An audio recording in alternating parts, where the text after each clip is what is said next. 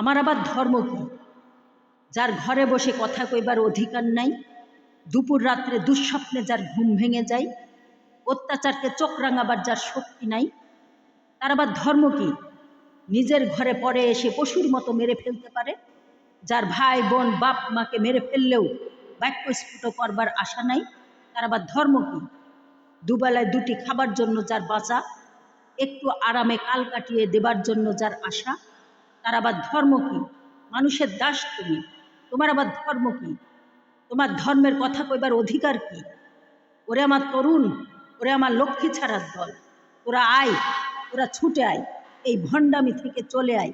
তোরা বল, আগে আমাদের বাঁচতে হবে। কিসের শিক্ষা? কে শেখাবে? দাস কখনো দাসকে শেখাতে পারে?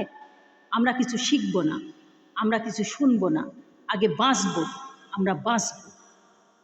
সৃষ্টিতে কাজী নজরুল ইসলাম।